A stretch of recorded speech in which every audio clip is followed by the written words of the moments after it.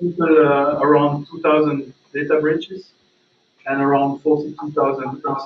So the difference between an incident and a data breach is that what we classify as incident is anything adverse to the confidentiality, integrity, or availability of data. And the data breach is the extent that where data is stolen from the entity that has been compromised. Next slide, please. So this is an overview of what I mentioned about the contributors. So the list, the complete list, if you want to see in the data breach report itself. Next slide, please. This is the coverage. So as I mentioned, we are covering most of the world. Still some gaps in Africa, but the IT is not as developed as the rest of the world. So that's a bit the reason. Next slide, please. So this is a bit more about the various framework I mentioned, which is kind of a data classification standardization. So the goal was indeed, as I mentioned, to have global contributors speaking the same language, database of data, and then through the analysis and the reporting, not only draw conclusion, but also help. Because one of the big things that came over the year was that people were doing risk management but based on guess. And what we wanted to drive was to add the data-driven, the evidence-based risk management. So now we don't only make it on guess, but you analyze actual data and breaches that happen. So it's not just a guess anymore, it's something that happened. Maybe not to you, but probably one that might be similar to you. Next slide, please. So a bit details on the various framework. Basically, you have four kind of attributes to classify the data. It's basically the actor, it's the origin of the attack usually. Then you have the action, it's a bit what they did, like web application attack, password cracking or whatever. Then the asset, it's the target of the attack, server, workstation, people. And the attributes, how it was affected, usually that's more the confidentiality, the integrity, availability that I mentioned. If you want more details about this classification framework, you can go to veriscommunity.net. Next slide, please. So the way we deal with all those data and reports that we collected was that we classify any breach as a chain of events. So you have several events that will lead to the breach. And one of the typical examples is that someone is receiving an email, a phishing attempt. Then there is a confirmation of credential, for example, or a malware that is downloaded on the user's laptop.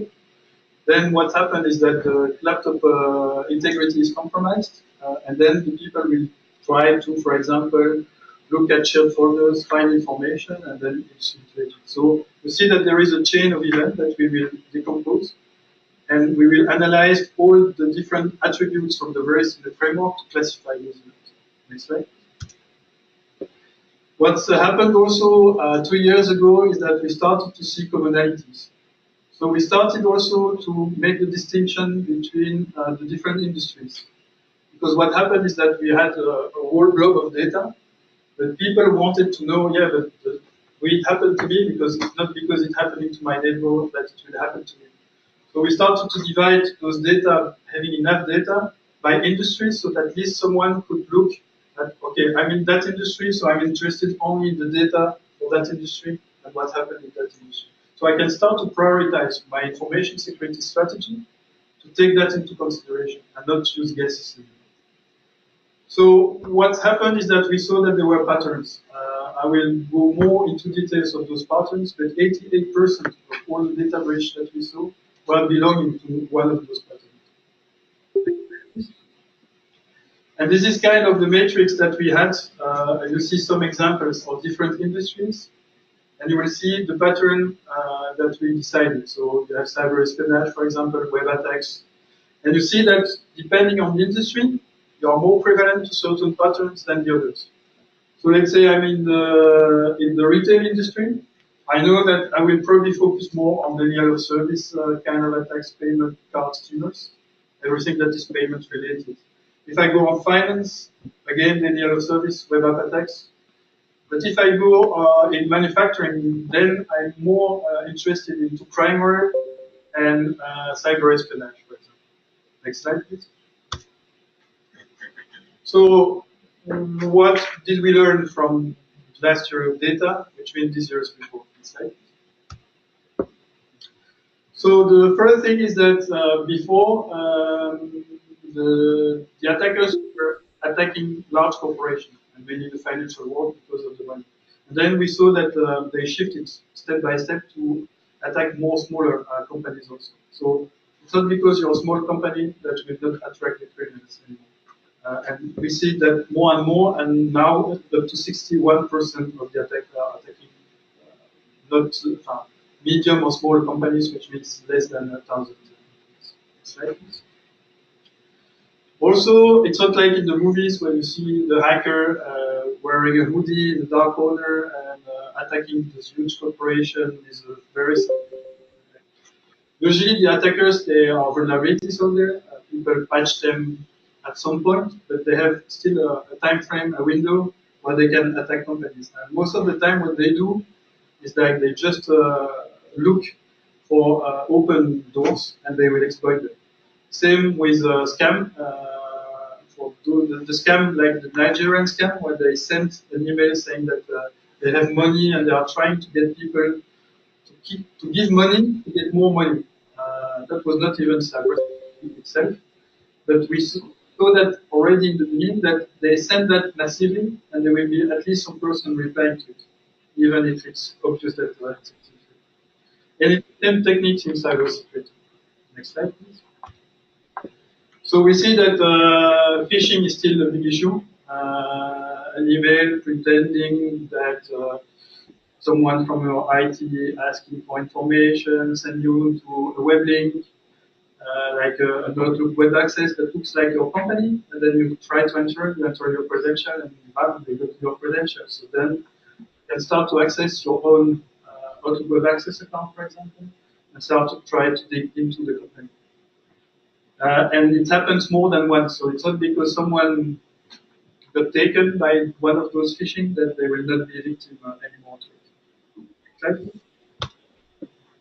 So what we found mainly in high-level coverage is that phishing is still a thing, and people are still not educated enough to fall prey to it. And sometimes, even as a security professional, you're waiting a DHL pack, you receive an email pretending that there is a problem with your delivery, you will be enticed to click on it.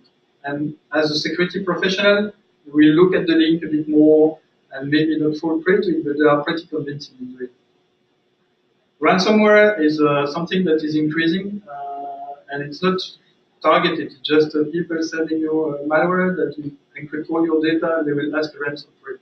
But there is no targeting into it. They will just send it massively, and as long as the company is vulnerable to it, then the data will be encrypted, and then the people will either have to pay for the ransom or forget about their data. Then there is still the problem of passwords. A lot of companies are just using passwords, and password can be guessed. Sometimes people use their cat name that is on Facebook, for example.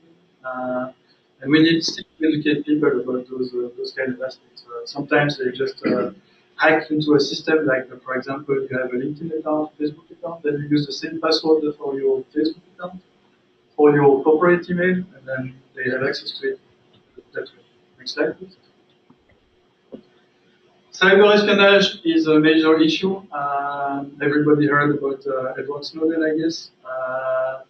There is still cyber espionage, corporate espionage. So when people are not directly financially motivated by ransomware or asking for money or getting money from payment card fraud, they will try to find information that they can sell on the black market.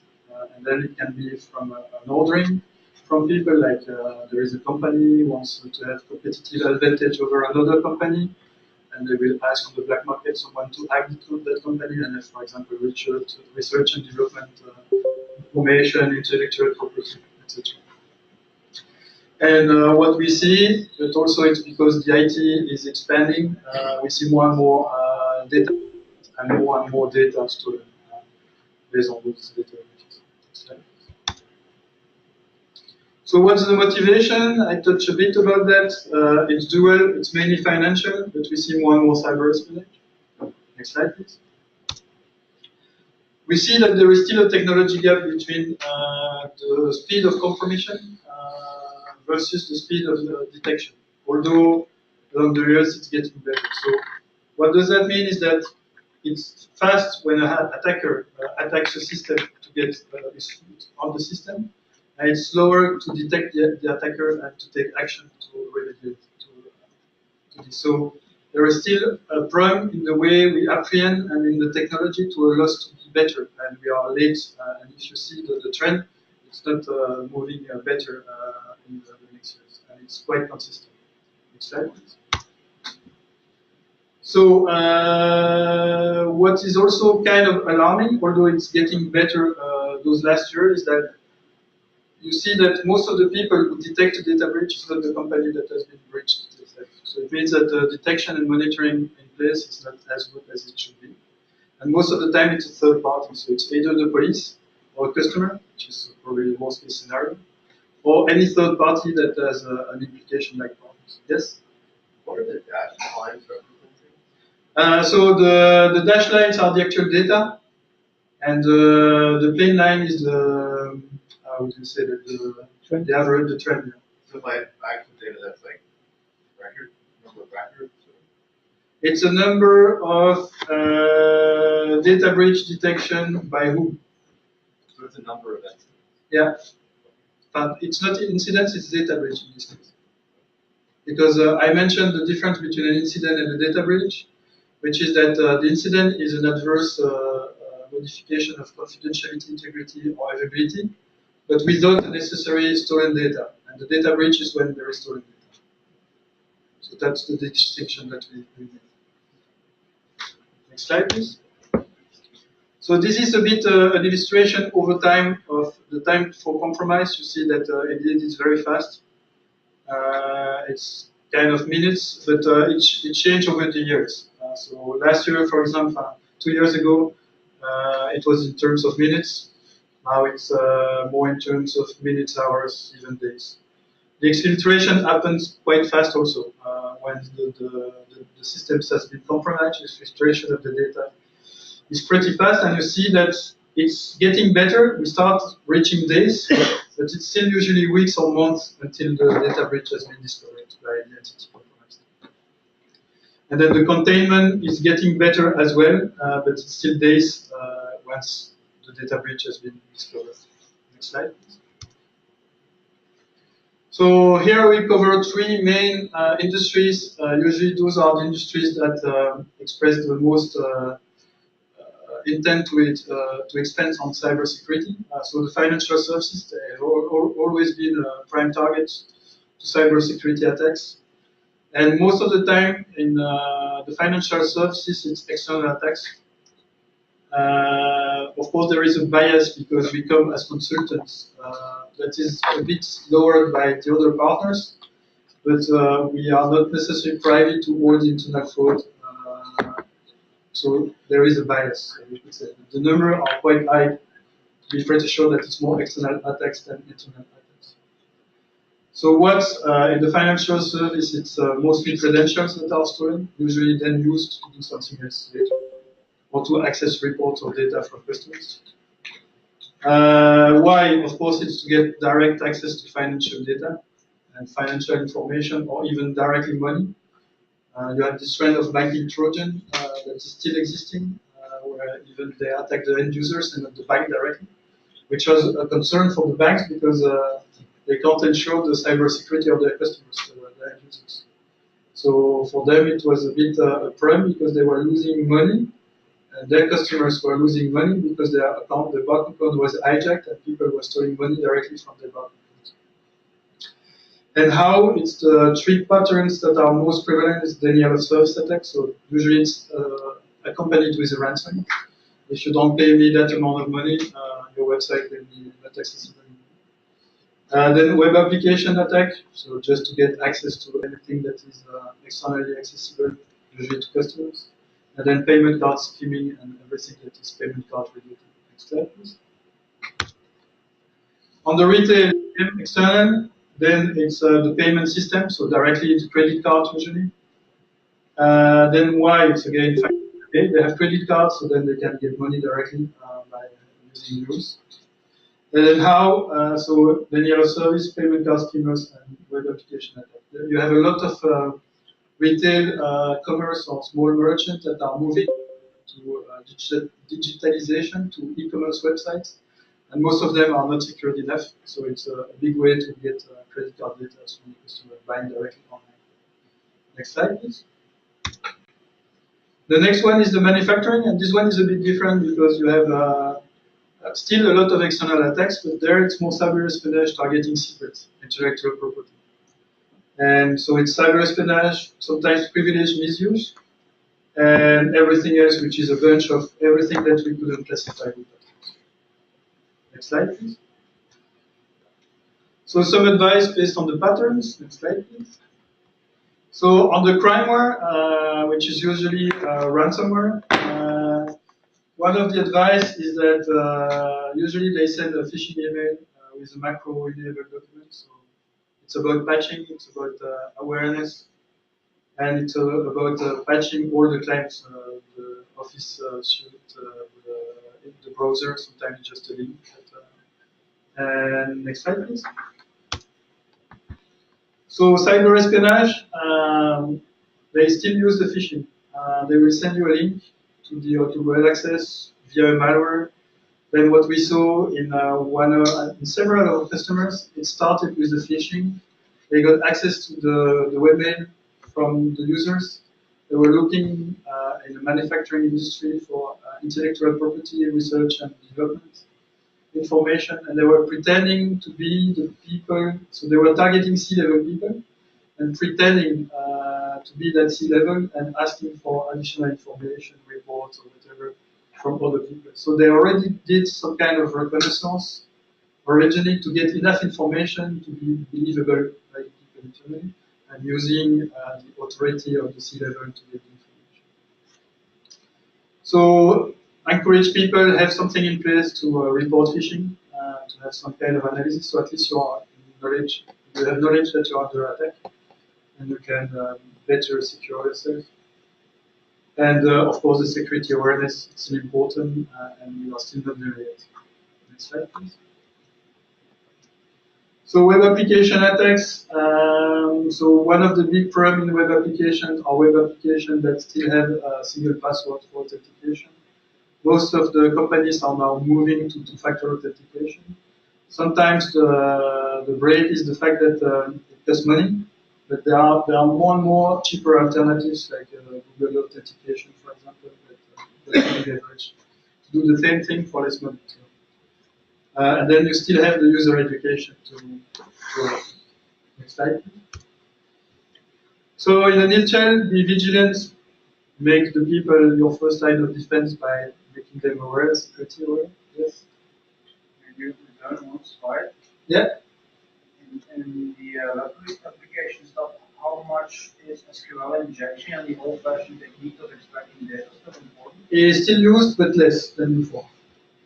So now you still have SQL injection, but you still have also a lot of remote file inclusion.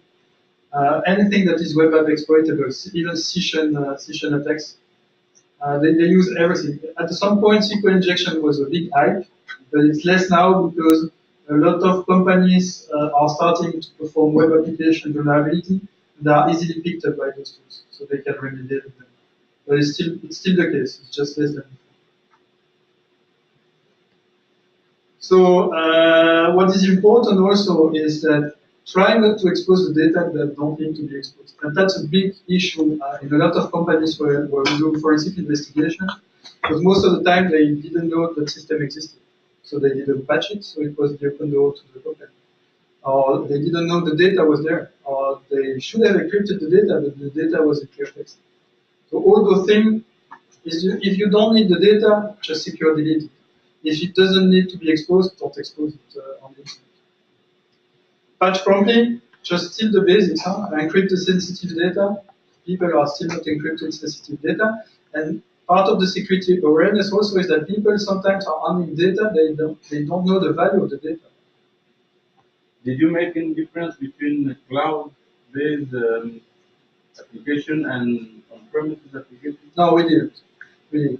And the main difference there is usually on the way to address an incident. You have less control. So what we have a lot of small merchants, for example, for payment card fraud investigation. They have a cloud accounts web service. And the problem there is that they don't have any control. They can't even access the web server physically, for example. So when you do forensics, you need to access physically the system or at least have a full digital copy. And we are not able to do that except if we do it remotely, which is less reliable, etc. So that's one of the big issues of the cloud is that you need to measure what information you put there, what are the controls that you should have, and is the hosting provider allowing that? Two-factor authentication, I mentioned that already, and don't forget the physical security, because you have a lot of more mobile devices than before. This can be easily stolen or just lost, or sold on eBay also sometimes, and you have people that are watching for it and they will try to get information. Next slide, please. So that's just a quick extract. I will be around during the evening if you have more questions. I think there is still some time for questions. So I invite you to read the full report. There are a lot more information than what I covered just tonight. There is also the DBR executive summary, just to have a quick summary. And also what is new for 2 years now is the data breach digest. So this one is more examples of scenarios of attacks. To highlight some cases that we did and have some more concrete examples than just data and statistics. Available for free? Yeah, downloadable. There is a next slide. There is a link, and on Verizon Enterprise you have all the links there. And also there is an email address if you have questions. We have a bunch of people responding to questions. Thank you for your attention. Now I'm open for questions. Exactly. We have a 10 minutes window for question and answers. So, gentlemen, shoot first. Yes. The gap between compromise and detection, as per the report, the reason for it, lack of technology or lack of process. Why this gap is still big during this year? Yeah, so if you look at, if you can come five, no, I will say stop. So that one, just that one, the next one, yeah. So this one is more speaking because you see the trend of the year. And if you look at the discovery time, you see that it was weeks and months, like in 2010 and something, and that it's getting better here. So what we saw in the industry is that you have more and more, the first people are doing more and more incident response. So they learn from their mistakes more and more. Second thing, you have the emergence of SIEMs, so security incident and event management. So people have better detection tools. They also train their people more. And now you have even threat hunting, which means that you can share information and cyber intelligence to use it into your company. So if you know that, for example, you're prevalent to a type of attack, that some other companies in your industry was attacked and they published IOCs, so indicators of compromise, or even other kind of information, you can start to look at your infrastructure, to look for those indicators of compromission, to see if yourself you have not been compromised and you didn't detect. So those are all mechanisms of detection that are enhancing the detection capability of the enterprises. But I mean, the gap is still the same gap. Still, but if you go 2 slides back, Yes, this one. yeah, there, you see that the plain line is a trend. But you see that on 2016, the blue one is higher, is going higher fast, and that the red one is going a bit slower. So of course we won't know until next year, but the trend is better, and apparently it's moving fast for the last year. So we'll see next year. So there is optimism. Yes? When you're doing your investigation on the data breaches, did you notice any relation with the particular hygiene of the organization? For example, are some of these attacks or some of these breaches, could they have been prevented had they simply provided their standard vulnerability, cleaning as far as making sure the updates or patches? And also the second question is whether or not did it matter what type of platform, whether it was Linux or whether the mainframes that were more susceptible or not? Okay, so first question, I have two answers there. The first one is that indeed smaller companies have less hygiene because they have less money to spend. So most of the time, and that's why I mentioned a shift at some point from cyber criminals to not only target big companies, but also to shift to more easy accessible companies from an attack perspective. Because the hygiene is not as good as corporations who have more money. But still, you have a lot of big data breaches that were in the press, and it was still big corporation. So it doesn't mean that because you have the money, you invest in technology, that you still have the know-how. So the problem is also the know-how. So you have a lot of companies who just are listening to vendors, and the vendors, of course, they will sell you the moon. Just buy my devices, and you will be safe forever. Until the devices is not configured properly, it's not monitoring the right segment. Oh, my God, we didn't know we had these servers with all those data there. So it plays a role, but it's not the panacea. Second question. Platform. Yeah, so there is no difference in platforms, I would say. It's mostly opportunistic. So as long as there are vulnerabilities, they will try to exploit them. So, and you saw that because before, the criminals didn't look that much into IoT devices. And then they started to look at them. Why? Because the security is not a concern and they want functionality. And now the security has become a concern because those guys, they were starting to look at that because it became the low-hanging fruit, easy to catch. And of course, they can't do much about it. They can't get money directly. So what they do is that they use them to be a next hop platform. So they will use IoT platform hacking just to get, for example, sometimes passwords that might be used later in the company to get a first hop to pivot from one device to the company if it's accessible and making the bridge. Or they just use them just to have boxes to attack other companies and be more anonymous because they have ops in other countries. Or just to launch denial of service attack because then they have zombies that they can use. But beyond that, there is no prevalence in one or platform or the other except the prevalence of the platform being used on the internet. Yes? There's been a lot more discussion in the financial sector, particularly that nation states are engaging in a lot more direct theft. And the question would be, when we see cyber espionage and the same teams who have the capacity to do cyber espionage to also do cyber theft, are you seeing this in your report, or is it still just too many one-offs to call out specifically? So the problem is again Hollywood versus reality. So indeed there is cyber espionage, definitely. Some of it we suspect is from state-sponsored or state directly, but most of the time it seems to be more state-sponsored. But then the problem is attribution. And you will have a lot of vendors saying, okay, I know it is this guy. And then suddenly, no, they were wrong. Because attribution is very difficult if you're not law enforcement and you cannot see the servers.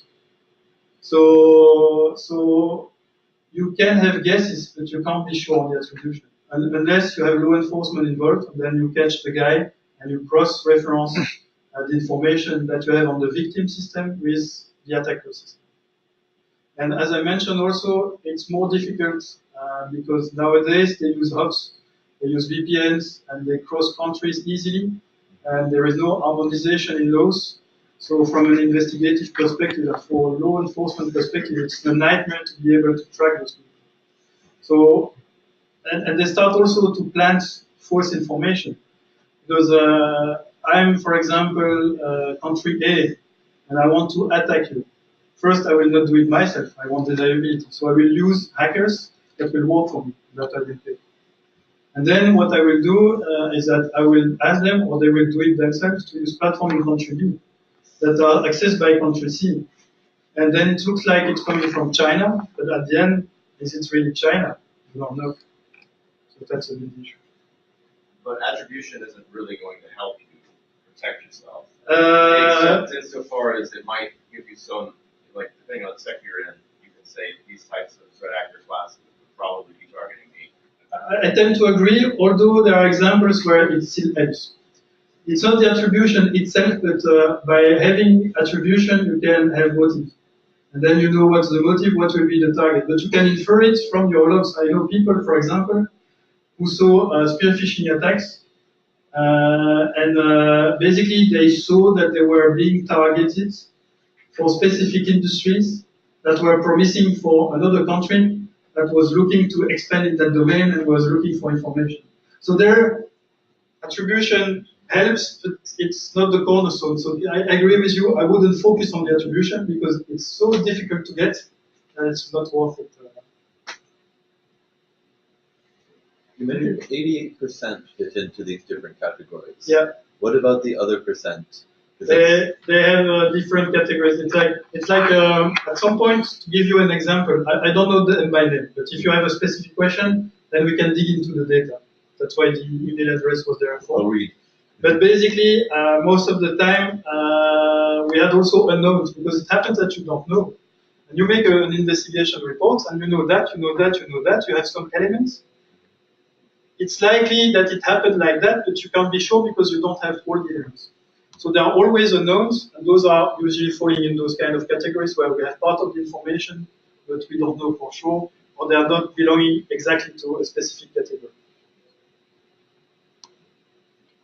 Any more questions? Yes, you mentioned that people still don't protect their critical assets. Is it due to lack of identification or more generalized? For me, it's twofold, but that's a personal opinion. So what is not a personal opinion is that most of the time it's indeed identification. As I mentioned, the unknowns, people are not aware they have that data, or that data is there, or that system exists, or whatever. There are a lot of stories around the internet about it. My personal opinion is that there is a lack of understanding from C-levels about cybersecurity. And we need to have, it's like there is a gap in cybersecurity professionals, but there is also a gap in cybersecurity C-levels, or at least C-levels having cybersecurity awareness. And those are decision makers, and they will not necessarily listen or even understand to technical people. So we need people who are able to talk that language or be the decision makers to make better decisions.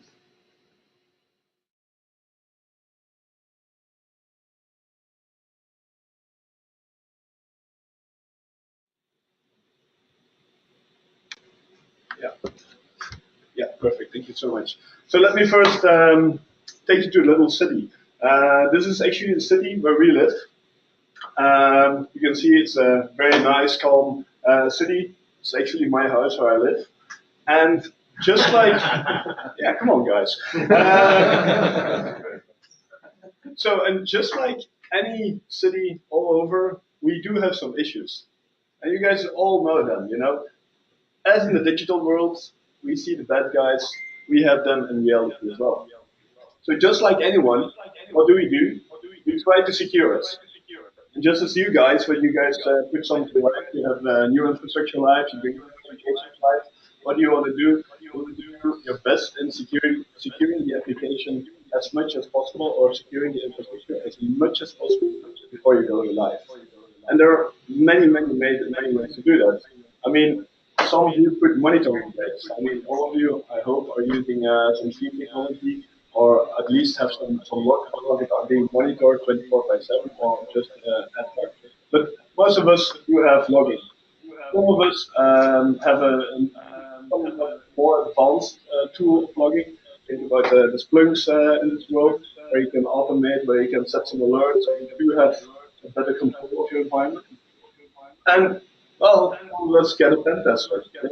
We do want to know. It's a hard picture to find a pen tester in the real world. So what we want to do is take the protection that we put in place, but it's really actually a good protection as well.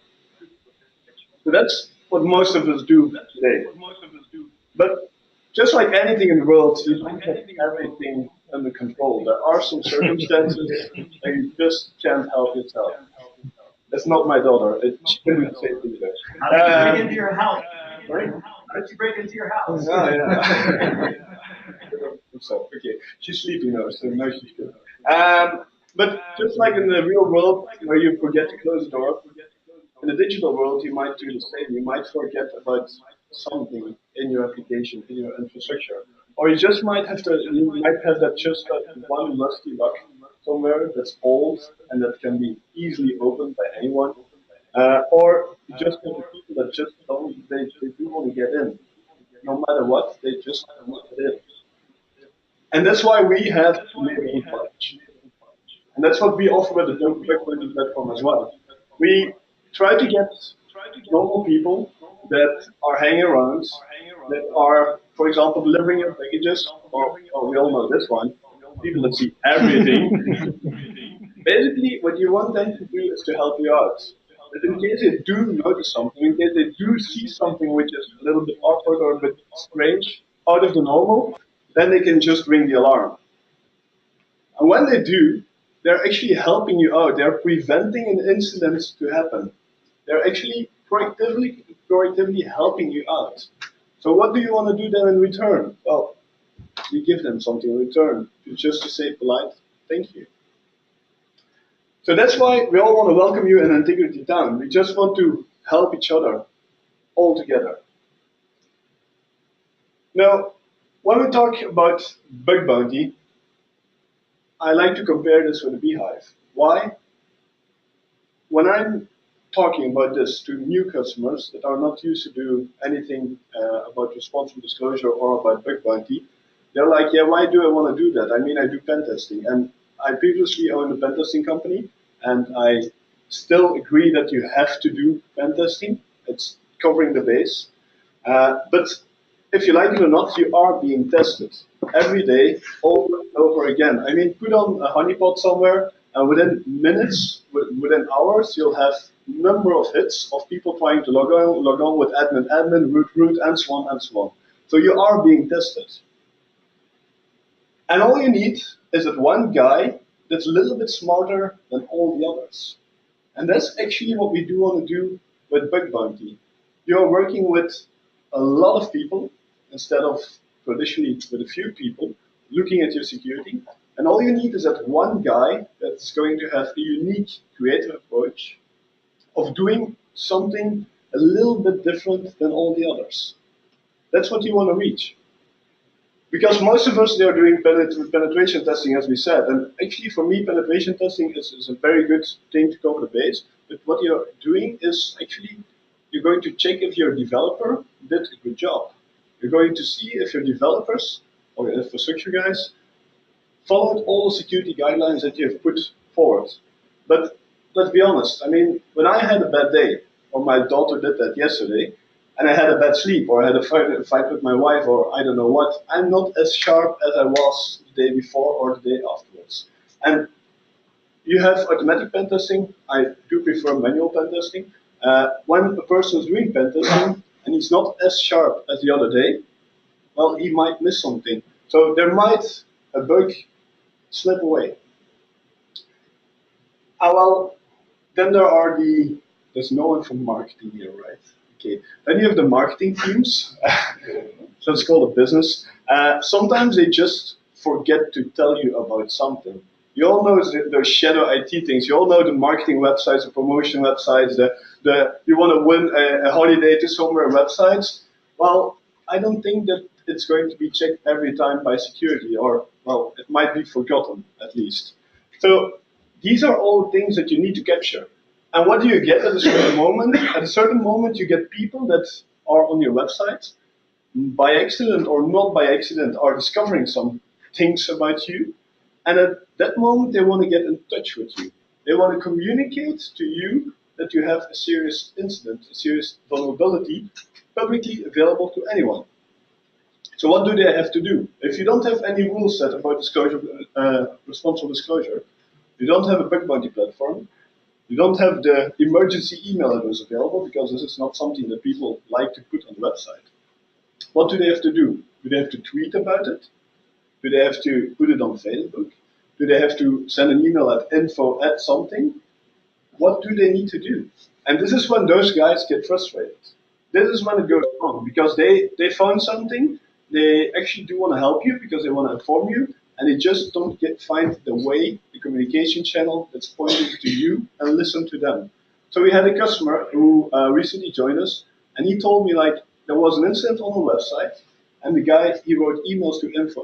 He tried via personal messages on Twitter.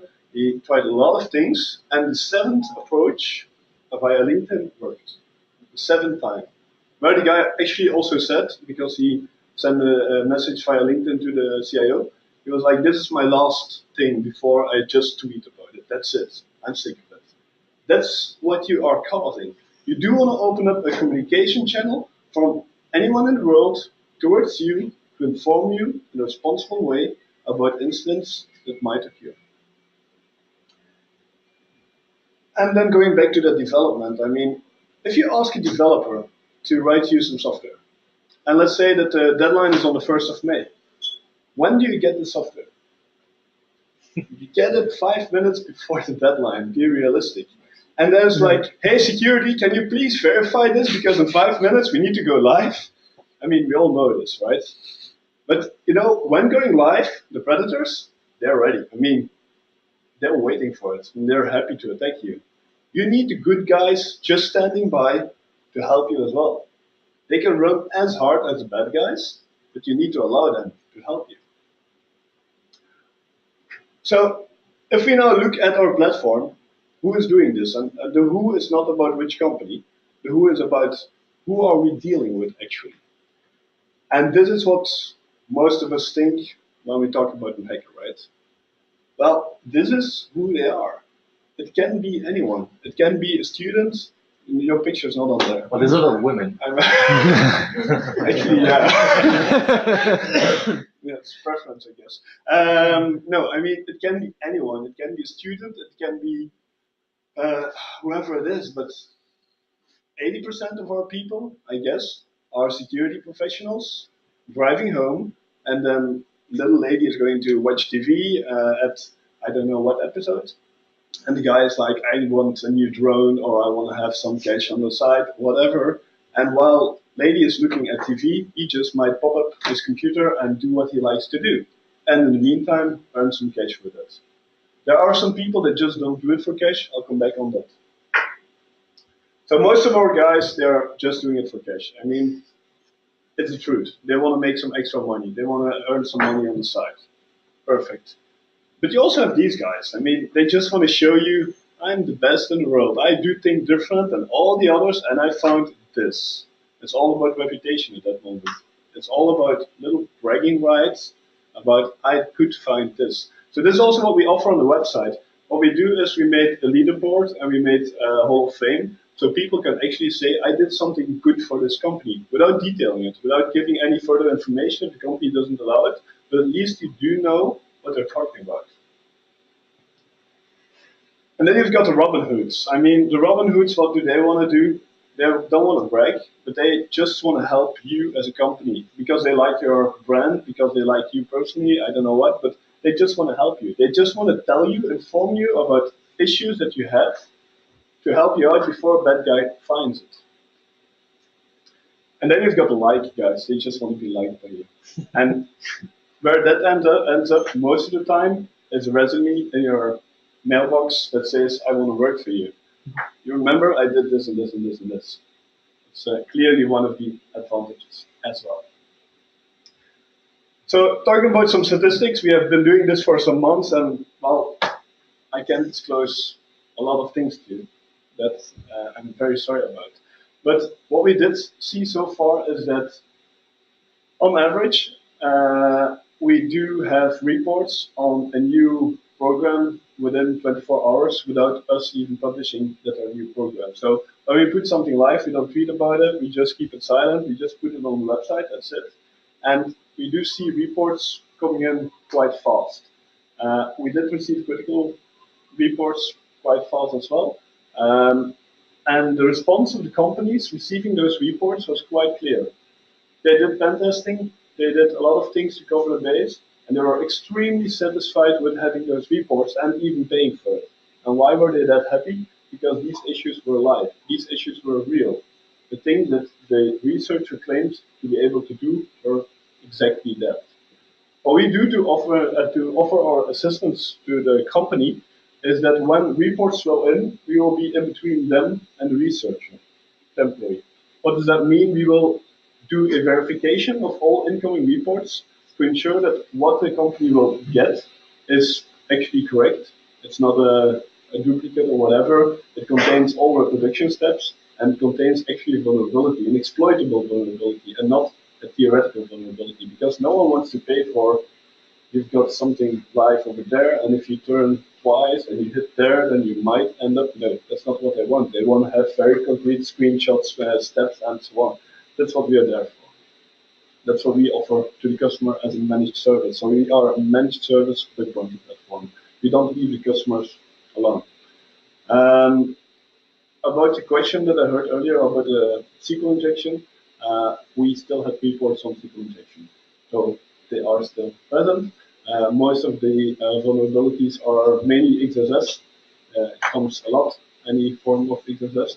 But it's a big variety of vulnerabilities. And some of them are very well taught and are chained vulnerabilities, and some are just unique things. The chained ones are the prettiest one, the most pretty. I mean, it's like, okay, I can do this, if I first do this, then this, then this, then this. It's a great report. I mean, it's really valuable for the customer as well. About customers, the typical customers that we have are, I do have one in the room, it's Brussels Airlines. We have the Telenet, bpost.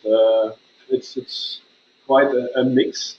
At the moment, we are aiming for quite large names because, well, it's good for the reputation as well if they support you.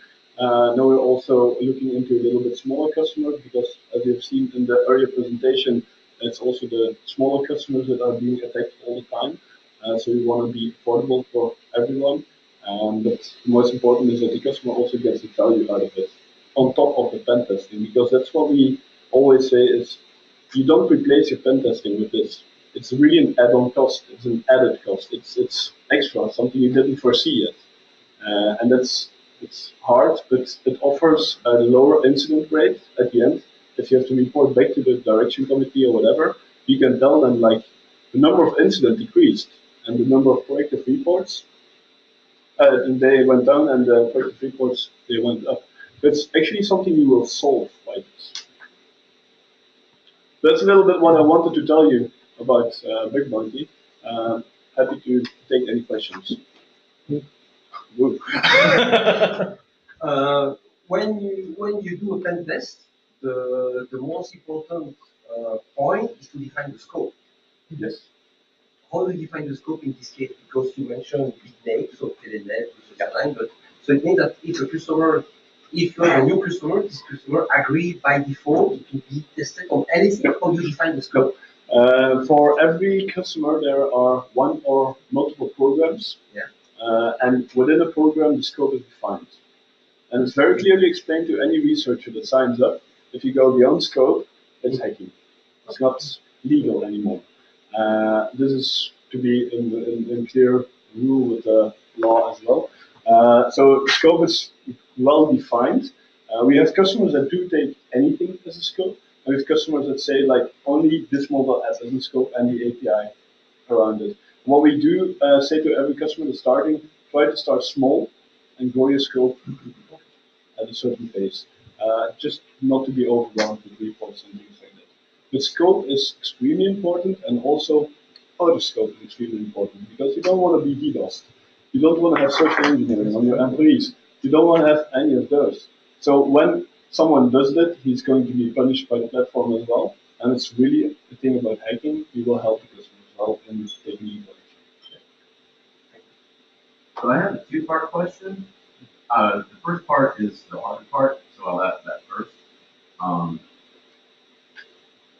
If there's a healthy black market for exploitable vulnerabilities, so to some extent you could see bug bounties as sort of an augmentation of like a company's QA processes and its security program. But you could also see it as creating an alternative market where, say, gray hats have a choice, and you have, like any financial market, like prices are going to be varying over time. I'm just wondering Do you think you might find bug bounties in a sort of race condition with like inflating prices for exploitable vulnerabilities, or what? Has there been any thought put into the sort of the longer term economics of this? First of all, I don't think that the black hats who are mainly selling or abusing those vulnerabilities, there's no reason for them to join the platform at all. They just will attack, find the vulnerability, and do as anonymously as possible to their job. So we don't expect those people on our platform. There's no reason to. Secondly, when we discuss scope and we discuss the project with the customer, the question always comes up: how much should I pay as a bounty towards the researchers? And this is a choice of the customer. We leave it totally up to the customer. We do give some advice. If you look at the current public program, so I'm not giving you any private information here about the private programs. We have public programs running, and they pay from zero. We have responsible disclosure programs. For example, Telenet, they don't pay anything for a vulnerability, but they still get some reports in. And this has to do with the Robin Hood effect. They like the brand and they want to help you out. And you have companies that go up to 5K for a critical vulnerability. That means that you got complete control over the server. It's game over for the company. And then they pay up to 5K. And is that a correct fee? Yes or no? Nobody knows, because we can't look into the head of the researcher, you know. But I do think that people who are taking part of our platform are doing it for some little extra cash and are not the guys that are going to go to the black market as well. I would suggest that if you drew a Venn diagram, there would be some intersection where individuals make a choice on one day to sell a vulnerability on the black market, and on another day they say, well. Yeah, but that's something that you have in real life as well. We offer them a choice. We offer them a second way to do it legally and help you out and earn some cash. Well, normally they would do it in the illegal way.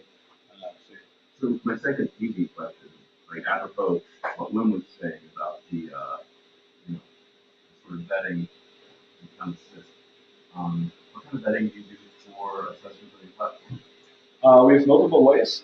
Basically, when you subscribe, it's very low.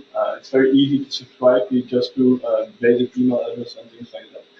But as soon as you did your work and you did send in the vulnerability, then we want to pay you as well. But to get the money, we need to know who you are. So at that moment, we will do the first identification check. Because we will need to know your full address, we will need to know your full name, we will need to know your bank account details, and so on. We do some checks on that, and I will not elaborate on those checks because, well, that's part of how we do our checks. But there we do some first checks, and if we have any doubt on that, we'll go a step further and get in touch with the guy personally. So that's the second thing that we do. Then for the private programs, there are programs that are on invitation only, so where you can handpick the researchers. Most of the time, this is only with vetted researchers, where we can clearly state who it is. We have a personal relationship with them, and we have with a lot of the researchers we already have the relationship.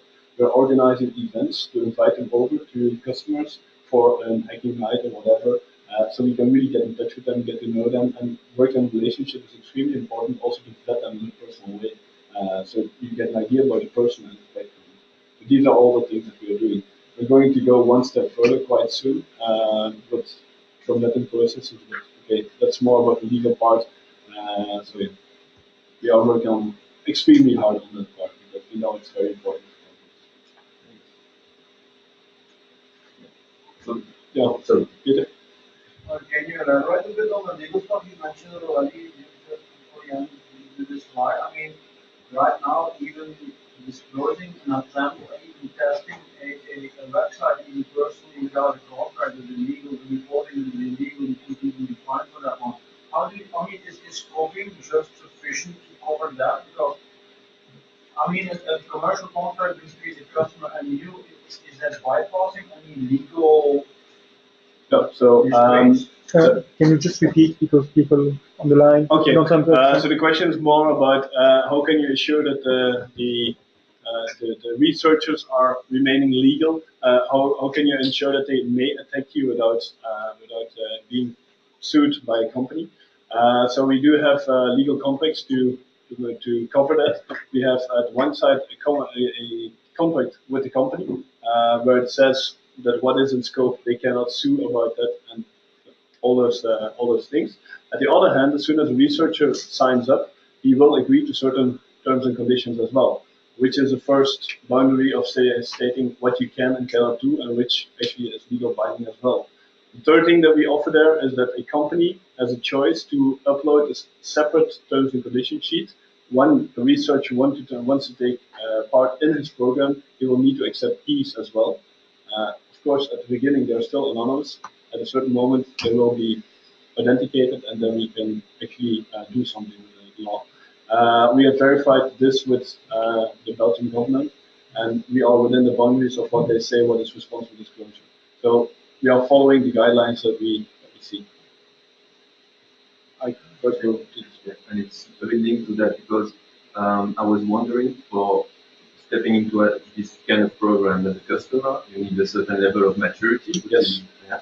And also, I was wondering how an organization would be able to prepare itself for dealing with such a program, because I guess when you step into this program, you will face more attacks. So with the organization ready to make the difference between a real attacker and a programmed one. So do you provide a way for organization to say, okay, we can easily identify the real attacker from a bug bountier, or how you want. And also, would your platform prevent for plausible deniability somehow? Like suppose I register to your bug bounty platform, I start attacking a customer, and then I see, whoa, I can extract the whole CVV database, the credit cards, and then I go to the black market instead of the link to that. How an organization, so there are two questions in this. So is there a way to, so first, are your organization ready to make the difference between a real attack and a fake one? And is it possible to prevent this plausible deniability? So first of all, we do say to customers, don't if you didn't do any pen testing or whatever, if you don't have a good security maturity, do not do this. Here. That's step number one. When you feel ready for this, we will take you on a track, on a set of sessions, where we will first of all advise you to take communication up with legal, of course, communication and marketing, because they really need to be involved, because it happens so fast that somebody is tweeting about this, and well, communication need to know about this, how to respond to this, and so on. So marketing, they might want to do something with it in a very positive way. We've seen customers really saying like, we are doing this because we want to make a difference in terms of security against our competition. So it's really important that you involve certain parties. And the most important is that you have an internal hero that really will be in charge of the program and that will really take care of the program, following all the submissions. He can split them out. I mean, he can pass them on to colleagues and so on, but you need a point of contact internally as well. And we will support him. That we will be there to help him, to assist him, but you do need somebody responsible at the internal side as well. In terms of ethics, there's one extra add-on that we offer to certain companies that desire this. It's a VPN interface where you can see that all the attacks will come from one IP. And the thing that I always warn about is a false sentiment on security. Because worst case, even an attacker might sign up and use a VPN service to attack you. So you have to treat every attack as you would consider a real attack, even while you're on a bug bounty. So you still have to think like, it's a bug bounty, no, still there can be a real attack. So you have to be careful at all times. There's no magic formula to do that. It's So these are have a lot of events. Yeah. They have to be, of course, involved, and they have to be realize what game they're playing. Yes. Apropos, I think it was 2 questions ago, the point about how you can check with the Belgian government in terms of liability coverage for the assessors on the platform. It sounds like at this stage, integrity is mainly in the Belgian market. No, but No, you- you're targeting the European yeah, market. it's meant to target the European market. So you have this question because the European law isn't very well aligned from member state to member state.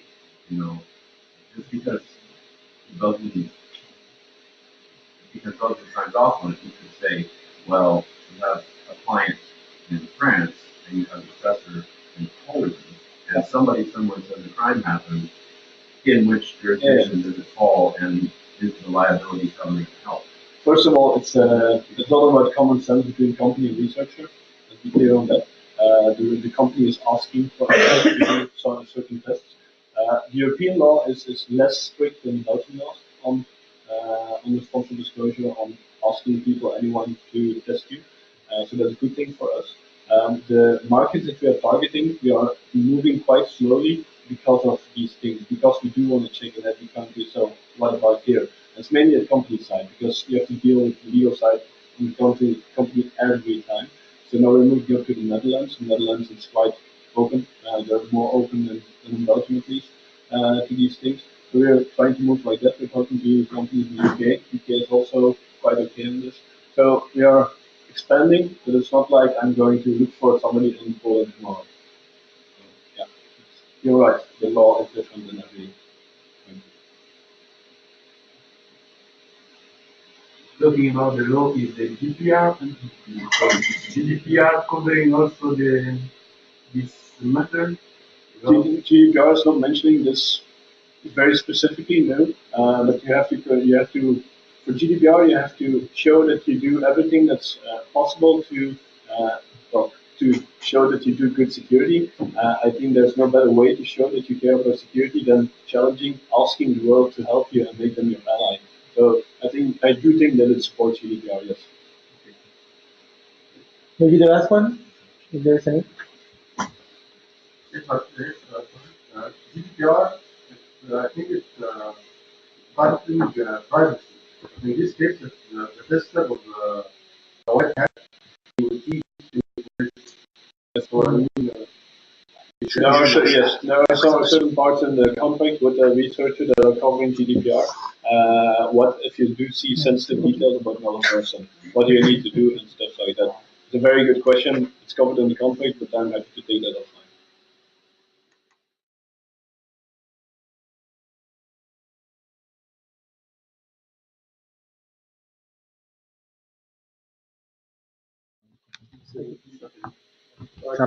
My name is Stijn Muylle. I'm talking tonight about a topic quite close to my heart, and that's how to build security into the Devops of the build pipeline. So we're going to talk about that. I work for Davinsi as a security specialist, but I also have had some developer roles in some software testing. And well, those two make me actually DevOps enthusiast because I don't really like setting up the infrastructure each time. I need to work something new, and I like to run, for example, automated tests to make sure that every time I need to change, I need to change the application somewhere down the line because I forgot that I made some assumptions earlier. So, right, maybe a question for the guys for everybody in the room. Who among you has to hire people and finds it difficult to find good security people? Yeah. Or for the security people here, do you think it's a job security market? It's a good job market. I think we're all pretty lucky in this market, and it's actually we're finding people is pretty hard now. We're all kind of overloaded, and there's more and more job openings. So that's the first thing. A lot of situation, I'd say. Right? Next to that, something else that is changing is in IT. You all know the waterfall model, where we try to define everything we want or are going to want in the future. Try to define it now, set it in stone, and then it goes stepwise, moves through the teams, and at the end you get something, and you're going to use it because after 2 years you cannot change it anymore. It's set in stone. So now we are trying to, our software is being developed more iteratively in the agile way. Sprints, for example, if you want buzzwords, or some Kanban methods, but they try to make little small chunks of change, and do that more and more often. It has an impact on security because now when previously we had a big project and then we could plan for a big pen test or we could do a security testing, which was most of the time at the end because teams always tell us that, oh no, we're going to build it in at the end. So we were involved 5 minutes before the deadline. Now we have lots and lots of changes, and if you try to do our big organized, let's try to set up something with blocking the release train, as they call it, or blocking the releases. And you can do that once, you can do it twice. But pressure on development and on business is so big right now to be the first with a certain feature that if you block it, you're going to have a very good reason. So we have a lot more changes.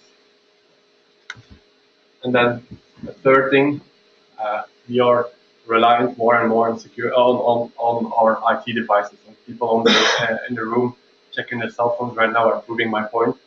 5 years ago, 10 years ago, that wasn't a question.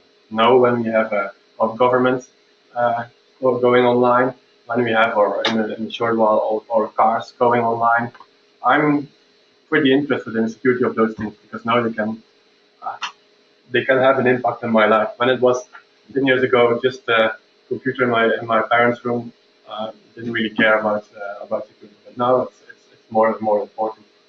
So that means that for us, again, lucky for us, security is also increasing in importance. The situation is we have more topics, we have a bigger incentive because there's more more IT used to make stuff for our utilities. We have more changes because of the development model is changing, but something stays the same.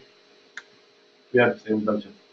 Something is gonna have to give because we cannot scale our security team to try to cope with all these new all these changes that are happening quicker and quicker because of the market demanding fast return on investment, because of people demanding fast changes with their software. We have been accustomed, for example, with our cell phones, with our apps, that things can change quickly, and it's difficult for larger players like bank, like government to keep that.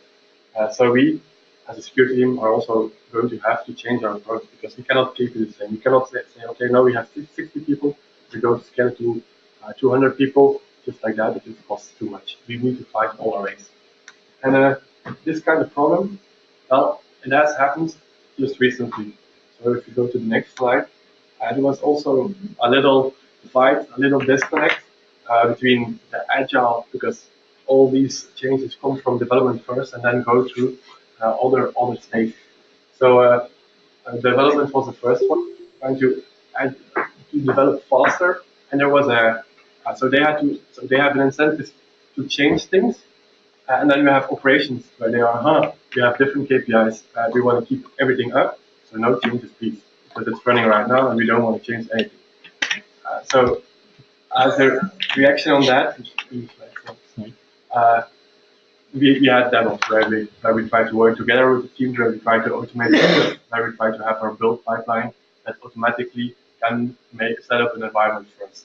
So I think we should indeed look at some kind of similar approach to security, because keeping security out of it and having it take an old track, I don't think it's going to work. Because when you start blocking things or start not being convenient, you get routed around, because everything has to go quicker. So we need to build, and Rug DevOps is just one term. They have Sec DevOps, they have integrating security into DevOps. So this is all kind of new, but we need to find a way to integrate ourselves and to work with the teams and have secure defaults. And actually, one of the first things that was, so how was this solved? And I just listed a couple of principles of DevOps. Actually, I mismarked so I highlighted 3, but the most important one is not highlighted. I don't know if anybody wants to do the DBS. Collaboration. Yeah, collaboration. It's as a security team, we have to try to get out of our side next to the team, so we don't have the issue where what Stijn said was, okay, marketing forgot to tell us. Yeah, it's true, but it's also true because most of the time when they ask us, we can be a pain in the ass. it can make it difficult for them. Obviously, sometimes they take it a little bit too easy too, but it goes both ways. So, yeah. Right. So the first thing actually is the collaboration one. It's okay. We used to have control over changes. For example, we used to be able to say, okay, this is not going to production because it's not up to our standards. Like I said earlier, that control is eroding. And you cannot do that every time. You cannot cry wolf every time for some low security. So you have to pick your battles, and you have to try to move to be more of a coach, if you like. Risk-based approach. Yeah. So it's not a disaster every time, right? And we have to try to be closer to the teams, and have to try to be able to know what they are thinking about, and that will also give another added advantage. Because, for example, when you say you're in the security team, you're on floor 3 and the development on floor 2. So you need to implement two-factor authentication. The guys are going to try their best to do that. They're going to discuss amongst each other, maybe when they have their stand-up meeting or just after, if they want to do it right. And then they try to implement it best as possible. And then we come afterwards and say, why did you implement two-factor authentication like that? Are you stupid? This is wrong, this is wrong, this is wrong. And we just kill their baby. Nobody wants that. So if you're closer, you're there when the discussion happens, and you can say, oh, okay, good thinking, but have you thought about this or that? Or you can do something else, which we'll touch on later. But this, if you remember one thing from this slide, just try to be a coach, try to be close to the teams, and try to work together. Okay, all right, that's just some practical things if you try to integrate your security with the other processes or with DevOps, let's say. Go ahead. The first one is, and I know we've all received the pen test report. It's a nice PDF, depending on the company, a lot of pages or even more. But then, do you know what happens in the company? Somebody, the PM, most of the time, is going to try to interpret what you said. And then they're going to see, okay, go to the security officer and say, okay, what do we need to fix? And he's going to give some issues. And the security officer is just going to make an assumption. Okay, this is important. But if you put it in a work tracker, so if you have, if you just take, for example, the sprints, they have a backlog of items, and they order all these items. So if you get your security issues in the backlog, you can make a good trade-off. Is this more important than function X, which will get the company this amount of dollars? Maybe this, maybe it doesn't. But now you have a discussion that is around value, and that's what we want, I think. So I think we need to try to integrate wherever possible in the processes and in the way of working of the other teams. That makes it easier for us too. And this makes security visible. So then it's not in some very secret repository that the security team is keeping, but now developers can see, oh, look, we have quite a lot of outstanding issues. Maybe we're not doing our job as we have on all these XSS issues. What is this about? Maybe we should look at this to fix it fundamentally and not fix the 5 issues that the pen test really find. So another one is I don't think anybody thinks that every team has to set up his own mail server, right? We're all thinking, okay, we have one mail server at the company, maybe one mail service, and then the teams can just use that mail service. So as security, we also need to provide the building blocks, and I know we do, or some companies do already some of this. For example, they have an authentication framework, and then all authentication moves through that, and then we have a role assignment, and then the application takes over. But we need to go further on this. Next slide. So there's a lot more. For example, a biggie, if you have ever done source code analysis, is that you find a static password in the code, you're like, stupid developer. Again, you should really do it differently. You can never have your API key in the code, because then it might leak out, or it might go to source control and we never get it out again, and everybody can read it. There's a lot of tools now being developed that are very good to do to do. So I think Amazon has evolved, and there are some other tools, and they do key rotation if you want, just rotate it everywhere. They securely store your API key. It's even a lot better than to have them in environment variables, for example. Those kind of things we need to put somewhere, and we need to say to the teams, okay, look, for these security things, you can do it this way.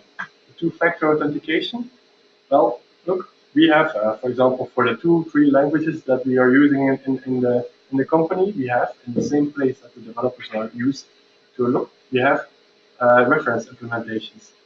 And then another one, maybe somebody here is going to side, but for example, Docker. Well, if we as a security team also have access to the repository that the team is going to use to build its Docker images, we can check all the software that is used in the Docker image. Is it still secure?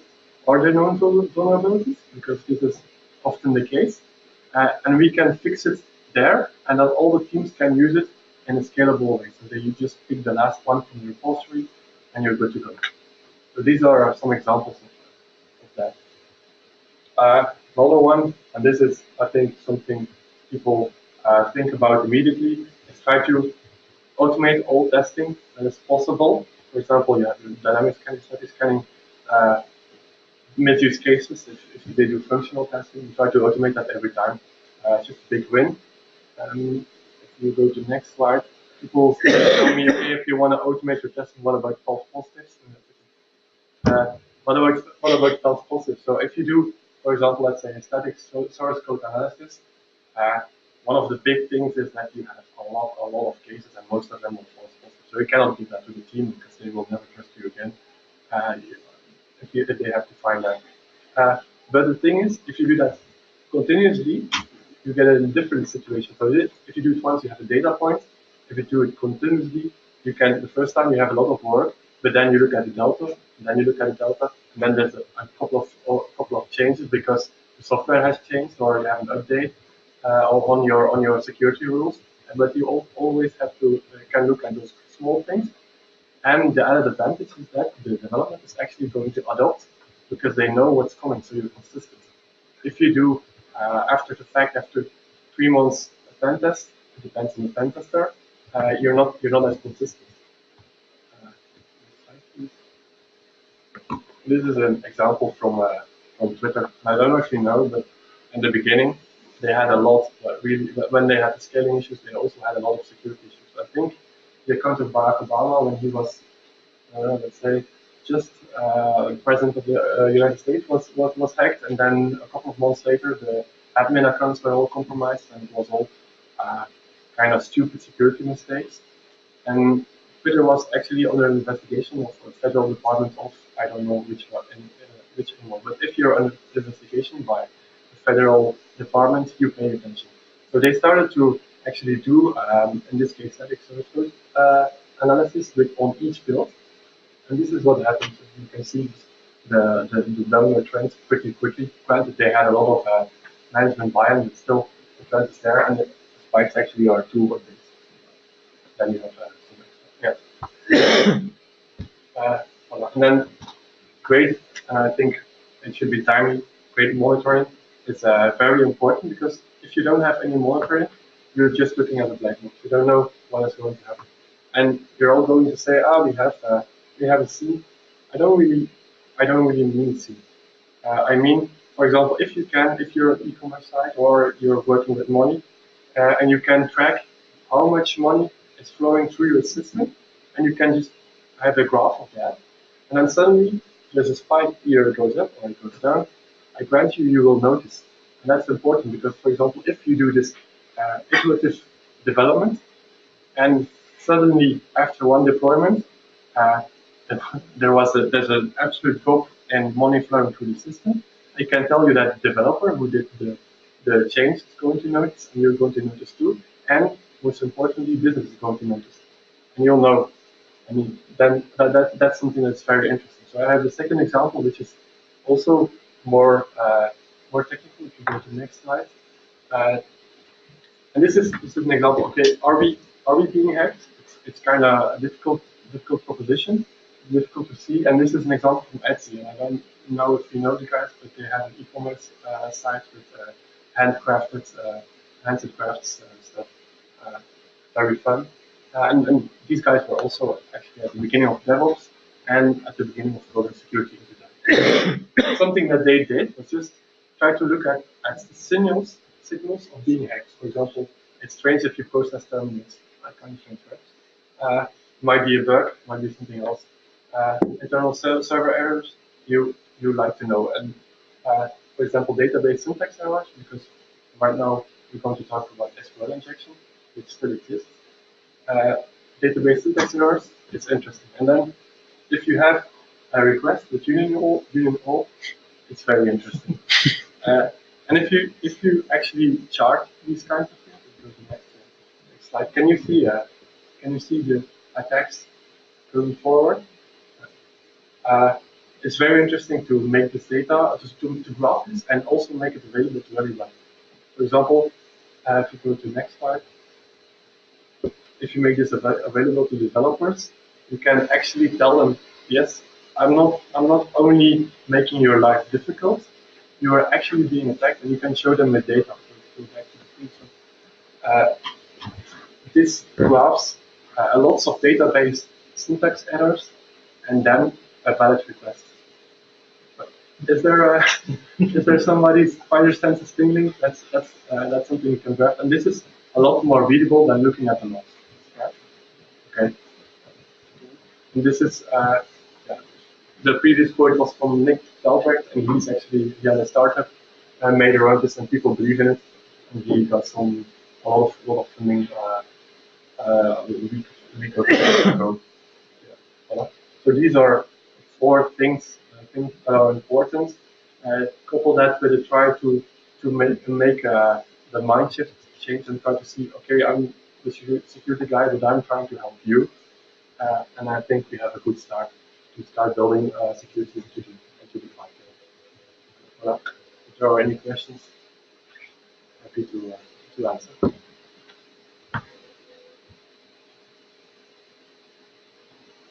I know it's warm. You think that side of the room it's okay, but here, you know. Maybe just an issue I often face is to share the security issue that we have within a community, which can be too large somehow. So, like the first one you mentioned, security issue belong in a work tracker. So you have practical and very pragmatic solution question here. How could you propose a solution that would enable an organization to share in an efficient way security issue pertaining to development steps, to vulnerability management outputs, to test reports, to security incidents? So just be pragmatic. What we do is, first point is that if you cannot share the issue with the people fixing the issue, it's not that secret. But I think your question is, okay, my work tracker is open to everybody. Yes. Okay. So, I understand. I think most of the times it's not really that much of an issue because it's not that much of value. If the cookie is not secure, for example, it's not an issue. If it's something that is more interesting, you could just say, okay, contact X, or what we do is just have a link to encrypted storage, and you can get the password if you request it. It's not an automated way, but depending on how mature your organization is, even your vulnerability scanners are not going to find the key to the kingdom.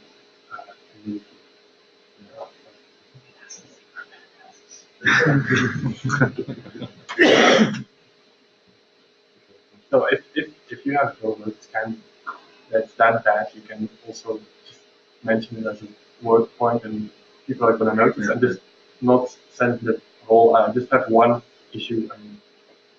And that would be solution with click is to define a global problem and then link to a security incident database, which would be less accessible somehow. But then it also breaks the agility somehow that you have to fix, to read, to share the data, because the agile approach needs to share, collaboration, and collaboration means also openness somehow, and openness breaks security in the traditional way of thinking. if you're really quickly, it's not that much of an issue because if you have like quick iterations, you don't have the exposure. So that's another added advantage. And communicating about it, give also awareness about the potential security issue for the others. So sharing the information is not necessarily a negative thing. The big thing is actually to try to, there are two big things. One is you try to avoid the issue at the beginning, so it's quicker fix and there's less cost. And the other thing is, indeed, if it still happens, is investing the time in trying to make sure it doesn't happen again. And those two things make you actually more agile also as a security team. Sometimes vulnerabilities are published before the patch is built. Do you find this a good idea, or what do you think about it? That's you're talking about responsible disclosure. Yeah. Personally, I'm trying to, within reason, I think responsible disclosure is good. So if the company really doesn't react, I know some researchers have said, okay, I'm going to disclose it after 3 months or 6 months or even longer. I think that it's good to have some extra awareness. I wouldn't throw it on the streets myself. That's what I think. I think Stijn also can have a good discussion.